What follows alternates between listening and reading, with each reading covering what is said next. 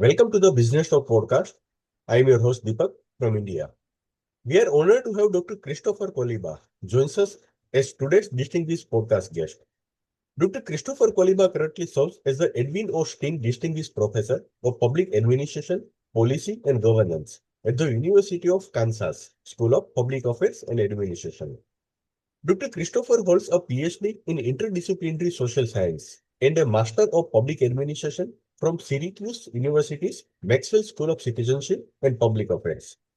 His research focuses on democratic accountability and governance, critical infrastructure governance, and how network and complexity science can inform democratic institutional design and public policy. He served as co-director of the Center for Democratic Governance at the University of Kansas and co-chair of the Accountability and Reform Research Consortium. A leading scholar in governance and public administration, Dr. Koliba is the lead author of Governance Networks in Public Administration and Public Policy and has published more than 120 peer-reviewed articles and book chapters. He has served as PI, co-PI, or science leader on more than $50 million in funded research. He is a fellow of the National Academy of Public Administration and former Fulbright scholar in Sri Lanka. Before joining the University of Kansas School of Public Affairs and Administration faculty in 2023, Dr. Koliba was a professor in the Community Development and Applied Economics Department at the University of Vermont, where he directed and co-directed the Master of Public Administration program for many years. In 2020, he founded University of Vermont's first Office of Engagement, designed to serve as the university's front door and an incubator for community university partnerships. His leadership in research administration includes roles as a co-founder and co-director of the Social Ecological Gaming and Simulation Lab, Associate Director of the Vermont Established Program to Stimulate Competitive Research, and Fellow at the Bund University Institute for Environment. Dr. Koliba teaches across public policy and public affairs, public administration, organizational theory and behavior, sustainable and resilient communities, systems analysis and strategic management, and the science-society interface. He has also mentored a wide range of students supporting doctoral dissertations as well as master's and undergraduate theses. In today's episode, Dr. Christopher Koliba discusses key insights from his acclaimed book, Governance Networks in Public Administration and Public Policy. Just don't keep you waiting. Please join me in welcoming Dr. Christopher Koliba to the conversation. Professor Koliba, thank you for joining us. It's a true honor to have you on Businesstalk today. Thank you, Deepak. It's a pleasure to be here. I look forward to talking to you. Thank you, Professor. Professor, your book argues that public administrators and policy analysts increasingly work inside networks formed by multiple organizations aligned around a policy function. What changes when we treat that network rather than a single agency as the unit of governance? Great, thank you. And again, it's a pleasure to be here. Well, there's first and foremost the most obvious one, and that is that any one agency, government agency, and its actions are connected and embedded to wider networks of organizations across governmental sectors, but also across sectors, public and private as well. While intergovernmental arrangements have long been features of most political systems, the increasing integration of nonprofits and businesses into the operations of governance really call for this network perspective to understand the wider ecosystems within which policies get implemented. Now, networks are just one feature of these ecosystems, and they're critically important from a structural standpoint. They're means through which resources are exchanged, things like money, human capital, information, data and knowledge, even political power and cultural capitals. And from an analytic perspective, the network can also be used at different scales and understood as an interscalar construct. We can incorporate nodes as organizations, groups of individuals, as well as individual actors themselves, and we can measure things like degree centrality, eigenvector centralities. They can provide us with some insights into how power and authority is structured is through networks. And the third point is just to make is that even an individual government agency, if we're looking at that as a unit of analysis, it itself is comprised of a network, an intra-organizational network. obviously that is mostly decidedly hierarchically arranged, but a network nonetheless. And so we can again look at the network structures both within the construct of these organizations themselves, but also externally in relations to other entities in a broader ecosystem. Professor, when you define a governance network, what are the essential building blocks you look for? Actors, ties, functions, structure, and which of these is most commonly misunderstood in practice? Yeah. Yeah, in our book, we do break down these building blocks, and I do appreciate that terminology.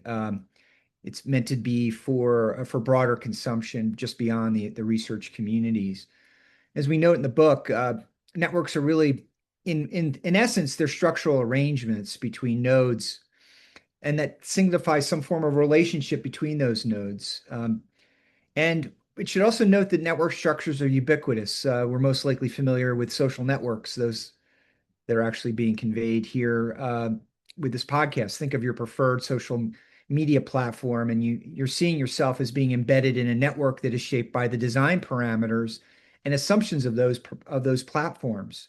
Well, for governance networks, those design parameters are things like liberal constitutions and related legal frameworks, laws and regulations, and the selection of policy tools.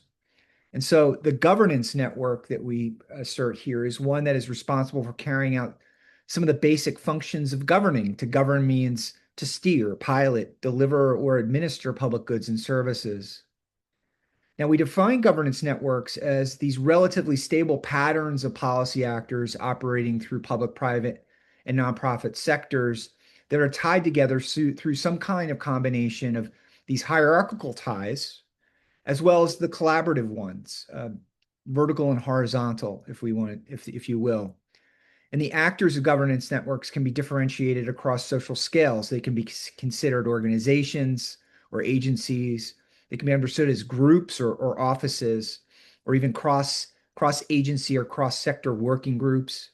But they're also can be understood as a social network, as groups of connection between individuals. And for this latter, it could take the form of membership in professional associations, as well as enclosed networks of political elites. And it's interesting to point out that not only do the structures exist, but then resources flow between those structures, between those nodes. And they can be things, again, like money and knowledge and information, physical assets, people, political, social, and even cultural capitals. And these governance networks are then also guided by a set of rules, what Nobel Prize winner Elinor Ostrom deemed the grammar of institutions. There's complexity to these networks. And so you ask about what's the hardest. Well, defining the different component parts is the easy part. Understanding how they work and function together in a dynamic system then becomes part of the challenge. And part of what we do in the book and in our research and scholarship is to model and simulate these dynamics. And I know we're going to talk about complexity later in this podcast.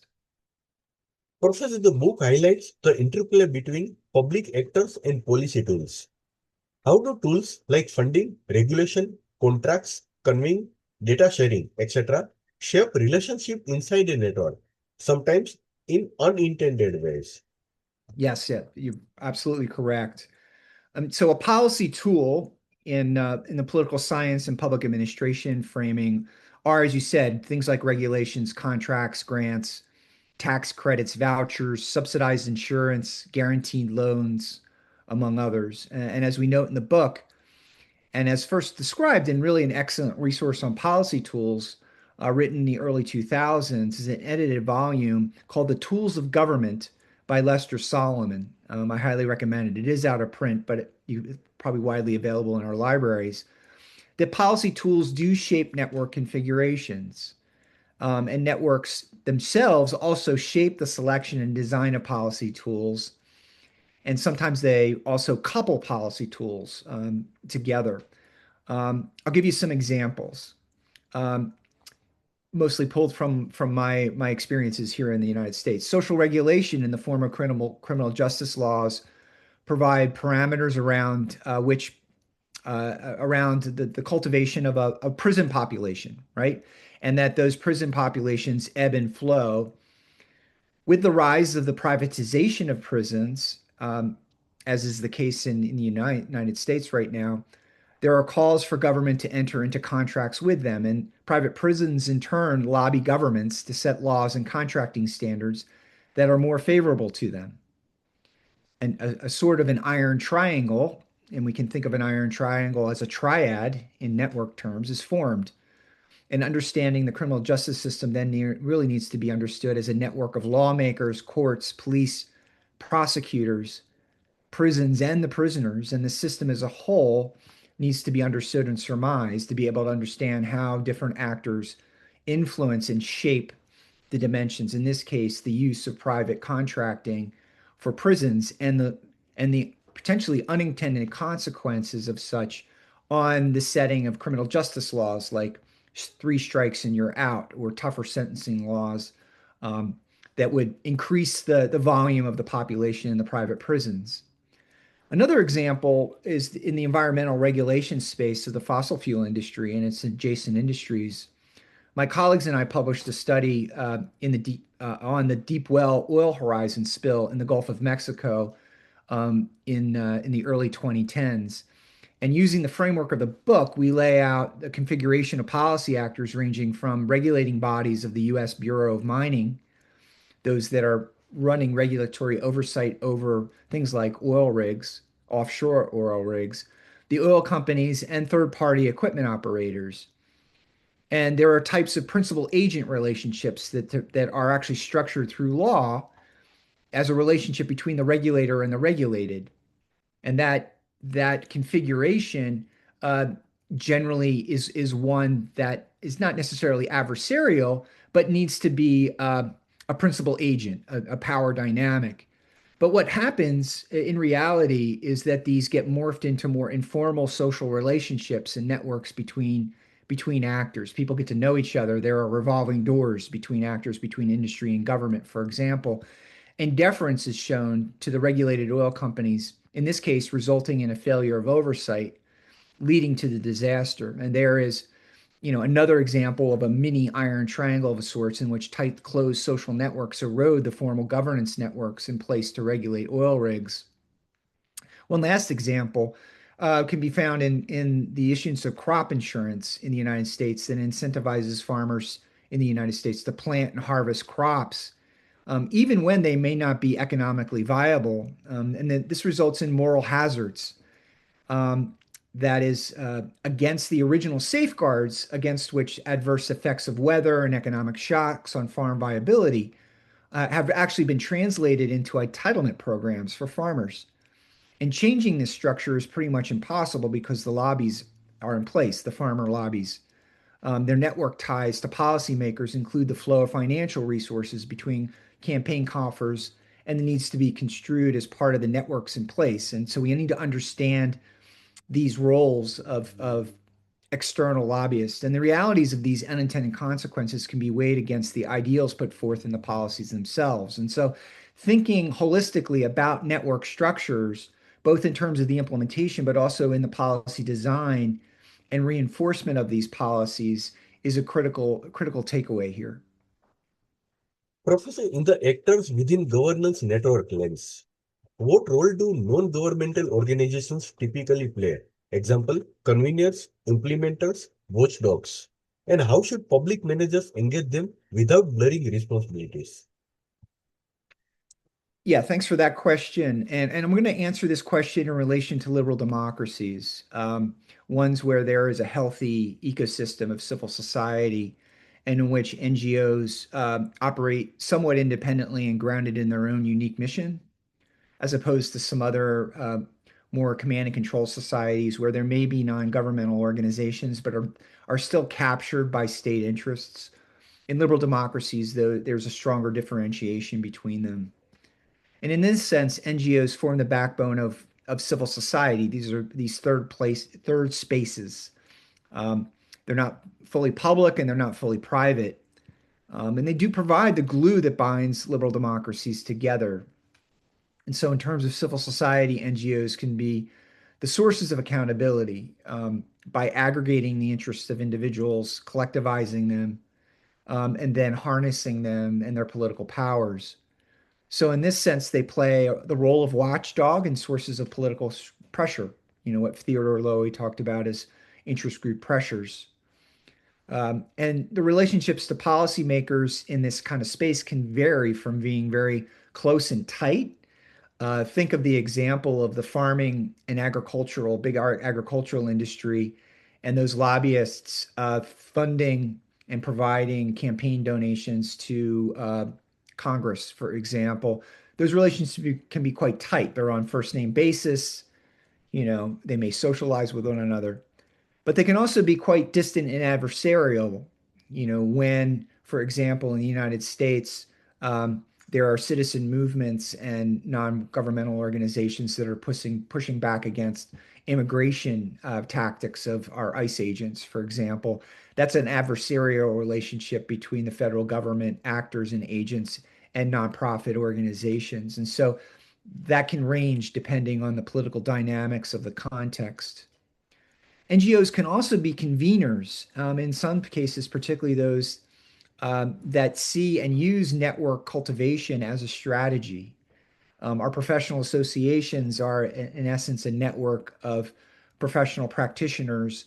Um, and then those associations form a node, they're a hub that are then professionally organized. And those interests can either be collectivized, but they also convene, in this case, professionals that can share practices, share data and knowledge, and build communities of practice that ultimately do benefit society when they're functioning well. Think of our medical establishment and the proliferation of medical discoveries. We wouldn't have had that proliferation and the utilization of those even in our most remote hospitals without some level of convening of the professions themselves. And sometimes those convenings can happen in collaboration with uh, with government actors, and increasingly, as an educator of public administrators, that's a skill set that we try to engender in them. The last thing that NGOs play are, as you say, implementers. Um, they can be the recipients of government contracts and grants, and therefore can provide goods and services themselves. In the United States, over the last 3, 4 decades, we've seen a tremendous transfer of government service delivery from direct government to indirect forms. And these indirect operations oftentimes are carried out by NGOs. They can also be carried out by for-profits as well. Defense contracting, um, contracting for the feeding of the military, for example. The United States military used to feed itself, and now it contracts with a third party to do that. And so that implementation of policies come into play. Public managers have then therefore evolved systems and dispositions that accommodate NGOs and their representatives in their networks. They've developed the means for soliciting participation, for partnering with NGOs, in convening stakeholders, to managing grants and contract relations. And they've been quite integrated. And we find this in a body of academic literature related to what's called the new public management. This is the role of privatization and outsourcing of government service delivery, as well as in the turn to collaboration and collaborative governance and how to do this most effectively. Professor, your chapters on ties and network level structure suggest that how people and organizations connect matters as much as who is involved. What are a few healthy tie patterns you have seen that improve coordination and outcomes? This is a great question, Deepak. Um, and unfortunately, we don't have a clear answer to that question in the book because it very much depends on the context. Um, it's important to note that our views on governance networks are agnostic in the sense that they are not inherently healthy or good, or inherently bad or unhealthy. They're a structure, and depending on the dynamics and the policy goals and the politics of the arrangements, the availability of resources, um, they can do bad things and they can be unhealthy for governments and democracies in particular. Closed networks can be used to collude and even exclude in instances. And there's a scholarship in our field called dark networks, right? Behind closed doors, nefarious means and ends. But there's also the closed networks of what we call good old boy networks or policy elites who keep the door closed from those with alternative views or backgrounds. So we note in the book, and it's not one that's actually widely accepted in the field in the sense that collaboration is not always an inherently good thing. We can, again, collaborate to collude. We can collaborate to do things to violate people's individual rights, for example.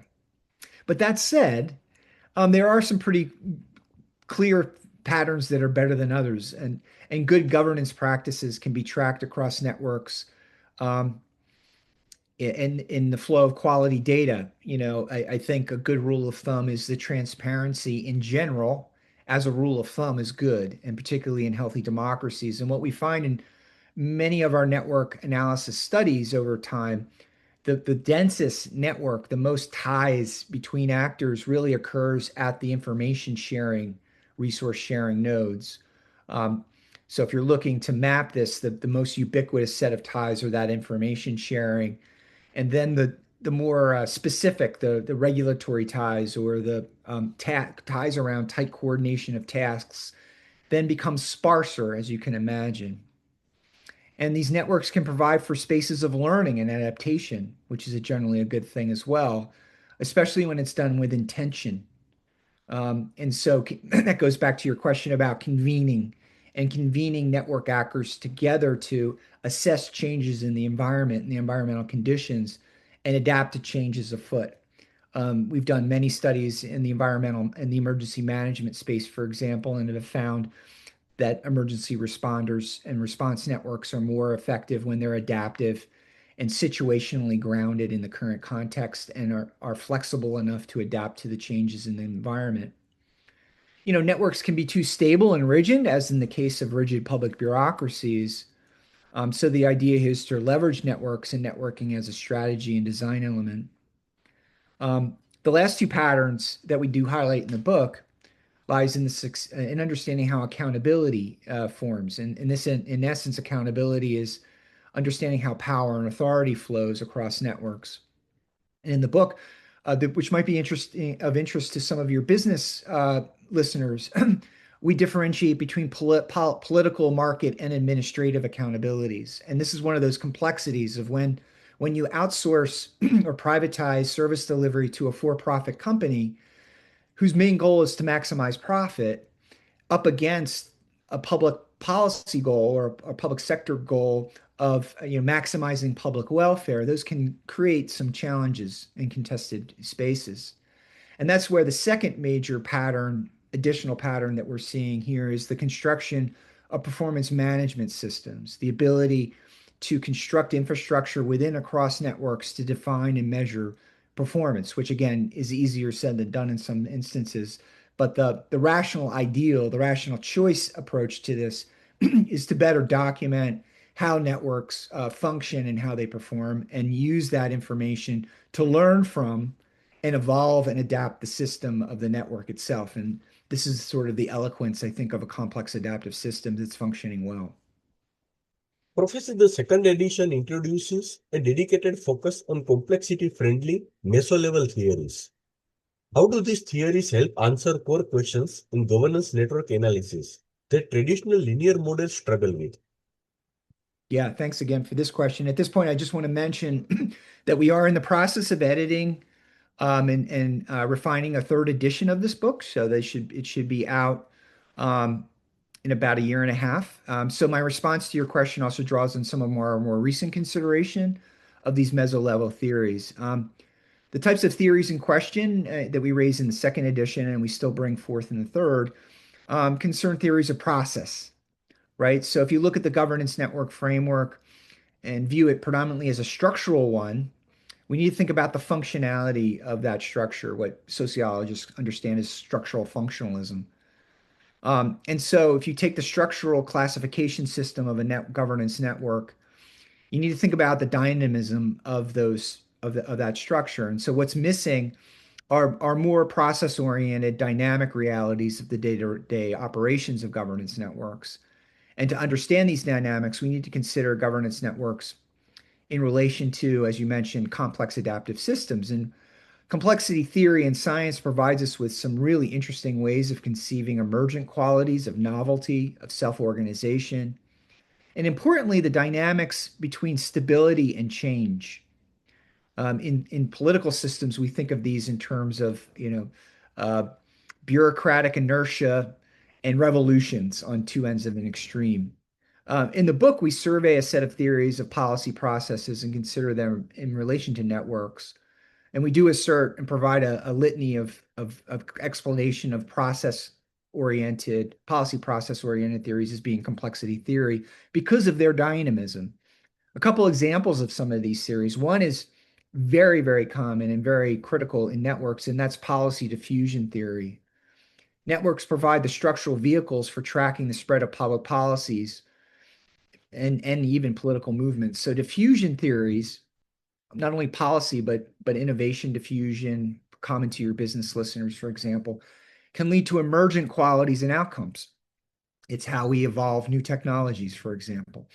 Another is punctuated equilibrium theory, which suggests that policy and political regimes can experience abrupt shifts, either through more routine openings of policy windows, which is sort of the bread and butter moments, but they can also be as a result of social movements and revolutions. And so we want to be tying in these process-based theoretical framings. They need to be complexity friendly because networks are complex adaptive systems. And we need to intermingle these in a way to be able to model and to be able to surmise how networks not only are structured, but how they behave, evolve, and change over time. Professor, the book frames governance networks as complex adaptive systems. What does that imply for leadership, especially when no single actor has full authority, but results are still expected? Yeah, this is another great question and a big challenge in the research space. And, I've already defined what a complex adaptive system is: emergent, self-organized. There's a nonlinearity product aspect to it as well. And the big consideration is that they are essentially headless, right? They operate and function regardless of who is at the top. They operate on some level of inertia, and they're transition points between alternative stable states. Our institutions and the stability of our institutions are a great example of this, right? You have multinational corporations that have lasted for over 100 years. You have nation states that have done the same. But in reality, these systems are still very highly influenced by certain key central nodes, such as a president or a Supreme Court. And history is complete with examples of what we would say is policy entrepreneurs who are ideally and historically placed, who can impact institutional rules and political norms and essentially lead to restructuring of these networks. And for reference, I strongly suggest the readers to read another book that by a set of recent Nobel Prize winners, Darren Acemoglu and James Robinson, in their book, The Narrow Corridor, where they talk about the narrow corridor of liberal democracies as existing between a state and a society and that balancing act. And the role of leaders to stimulate and populate political movements that can then signal major transitions is profound. Think of the role of some of the major leaders, both good and bad, who have done both good and bad things throughout human history.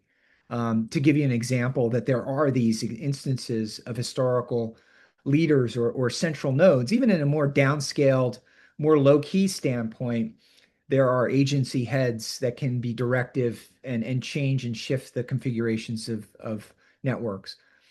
So there's also this powerful force of diffusion in which ideas ranging from rationally produced ones like relating the science of climate change in relation to the confluence of conspiracy theories that can also propagate across networks. And political ideas and narratives and tropes can fuel social movements and reshape governance networks almost from the bottom up. So that diffusion factor of networks can also have this sort of wildfire approach. And this would be another example of how non-traditional forms of leadership can be quite effective. And so we've also shifted in this postmodern movement these political leaders may not just be reorganizing institutional rules or stimulating, armed insurrection. They may also just propagating ideas through social media that catch on and create and reformulate political norms. And so that's the other dynamic that's at play here as well. Professor, one chapter asks, how are governance networks managed? What are the most practical skills a network manager needs to cultivate to navigate complexities and still generate effective results? Yeah. So the first skill lies in the ability to be a systems thinker. So educating oneself on the wider sectors within which they operate, being up on their trade publications, the peer review literature, joining professional associations and networks, right? Being situationally aware of the broader systems in place. And that's probably one of the goals of this book, right? The second is to be aware of explicitly the networks that are in place around you. When I've taught organizational behavior and change classes to graduate students, many of whom are experienced practitioners, I ask them to map their professional networks, get up with a marker and a piece of newsprint and actually draw their networks, both internally to their own organizations, but externally as well. And the results and the resulting conversations are really fascinating. And every time it yields some new insights. We don't really have the time to think and take a step back to be situationally aware because we're always just in the moment dealing with the issues at hand. We need to step back and take a look at that through systems thinking. Practically also understanding what our roles in bridging and bonding are. So knowing when to bridge and outward, whether to reach out to new collaborators or contacts outside the organization, or even with different offices within our own bureaucracies, for example, could be critically important. And the role of putting and connecting people together and intentionally thinking of that as a network management feature is important. The other is the bonding feature, which is you need to understand how to hold a group together, need to be able to negotiate conflict, need to overcome those challenges to still achieve cohesion. And both bridging and bonding is an art form. And convening through facilitation is also another key skill. We talked about convening earlier. Working with collaborators is different than working with superiors and subordinates in some important ways. And learning how to collaborate is itself a skill. We talk about this in the context of game theory in the book. Essentially, we all have reputations that are evaluated informally by current and potential collaborators all the time, right? They may look us up online. They may ask a colleague, hey, have you worked with this person before or this organization before? Are they reliable? Are they trustworthy? We have memories and those memories stick. And so managing those reputations and rehabilitating them when we may do wrong is also important. And so we need to be able to understand all of those dynamics.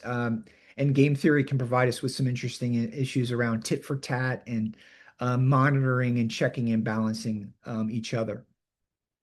Professor, accountability in networks can become hybridized when responsibilities are distributed across organizations.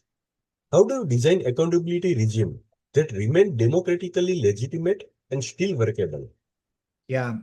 I've mentioned accountability several times, and it's really it's essentially how we as social beings regulate our relations with one another. That example of collaboration, right? If you do me wrong, if we set a meeting for some lunch and you don't show up, and you don't follow up with, hey, I'm sorry, I missed our lunch, I may not want to go out to lunch with you again. I mean, you might not be reliable enough. That same dynamic socially is an accountability relationship. And I may have missed the date, and by saying I'm sorry, I won't let it happen again is a corrective measure. And then you'll be on guard again. So I better be on time next time that we have a lunch date. Um, so we're accountable to each other through norms. Our engagement here is a mutual understanding of civility and appreciation for each other's work. And if I were to evaluate that, it would be shuddering and a violation of our accountability relationships. And the same thing happens in the formal dynamics across governance networks. So the work of policymaking and implementation is decidedly interpersonal one. when you really get down to it. But then accountability operates on a more formal level of usually framed as rules and laws. Contracts are a key tool in the configuration of governance networks, in that they legally bind actors together in this sort of relationship between a contractor and a contractee. And in liberal democracies and other types of accountabilities are also needed. We talk about the notion of democratic anchorage in the book, which essentially asserts that governance networks are a part of and not different from the sovereign relationships between citizens and their governments. So, in essence, a governance network also has to be understood as serving citizens, and those citizens themselves become nodes of the network, who also have accountabilities to the various actors and go back and forth, and it goes two ways. So the turn to networks in our field of public administration in general, and the extension of governance functions to non-governmental actors, which fueled this turn to networks, certainly complicates this picture. And I believe, one of the confounding factors that are contributing to democratic backsliding around the world, honestly, and that the move to devolve to private sector service delivery infuses market delivery ideals that then enhance, in turn, influence the directives of policy elites and political elites to design and configure policy tools that in the long run may not be serving the needs and interests of ordinary citizens, and they push back through populist movements. Um, and so this is why accountability and the commingling of things like collaboration and hierarchy and market forces and democratic accountability forces that we lay out as these regimes, accountability regimes, all need to be understood holistically. Professor, I'd like to conclude this episode with one last question. The Mhm. book includes new applications from watershed governance, transportation planning, food systems development, electrical energy distribution, and energy regulation, and disaster response and recovery. Across these domains, what recurring patterns predict whether a network will perform well or fail? Yeah. So one of our goals in propagating this network or this framework is to apply it across different policy domains. And so you've outlined, I've got peer-reviewed pieces in all of those domains using this architecture. And in the end, what matters is whether the governance network in place to carry out the collective will of a state and its people. It really hinges on whether it provides for the general welfare or not, whether it delivers the services it's intended to do so. And to answer that question, um, I like to take a decidedly half glasses half full approach most often, um, and so I've spent the bulk of my career studying but two types of networks, governance networks, ones that have failed and ones that have worked so well that we end up taking them for granted. For the latter, the glass is half full idea, um, the vast majority of governance networks fall under this arena. And I realize now that what I'm saying this is it's in the context of the US, where I can go flick a switch on the wall and expect the light to turn on, and where I can find adequately labeled and locally sourced foods in our grocery stores, and where the water that runs through my faucet is potable. Um, and so we need to recognize the vast majority of times when these systems do work effectively or effectively enough that we forget about them, that we can trust them to be reliable. And so we need to understand how those systems work reliably all the time. But we do tend to focus our attention on instances when systems fail, and I've done that in studies. I've mentioned the Gulf of Mexico oil spill. Another major disaster here in the United States was the Hurricane Katrina in 2005 that killed over 3,000 people and was basically a failure in emergency management networks. And also just recently in the context of the United States public health response to COVID-19 and the politicization of public health measures and the failures of these networks to sort of set a pathway for reasoned debate about public health measures effectively. So when networks fail, it's largely the result, honestly, of human error, either through a form of benign neglect, a refusal to act on prevailing evidence, or through the purging of an expertise and knowledge base. And this was the case, for example, when our Federal Emergency Management Agency, FEMA, just prior to Hurricane Katrina, was purged of many of its professional emergency managers. And so those that were in place had very little professional expert knowledge to be able to respond effectively to the response and recovery needs.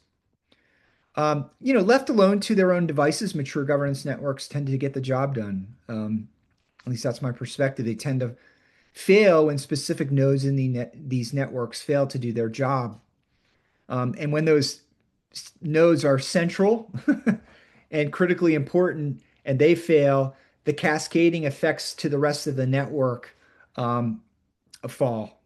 And so what you want is redundancy of network ties so that a failure of one node doesn't take the whole system down.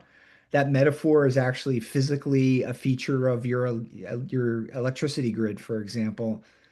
And we can take some of those lessons in redundancy of electrical systems into design of governance networks as well.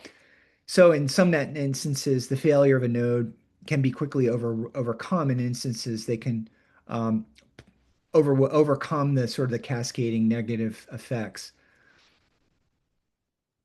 Thank you so much, Professor Christopher Koliba, for joining us and for sharing such clear practical insights on how public administration and policy work increasingly unfolds through governance networks, where the relationships, coordination, and accountability matters as much as formal authority. I especially appreciated your perspective on navigating complexity in real-world settings and what it means for leaders and institutions trying to deliver public value. Thank you to our listeners as well for tuning in. If you found today's conversation useful, please share this episode with your colleagues and subscribe so you don't miss the future discussions. Professor Christopher, it was a privilege to host you. Wishing you continued success with your research and upcoming work, and we hope to welcome you back soon on Business Talk. Thank you so much. Thank you, Deepak.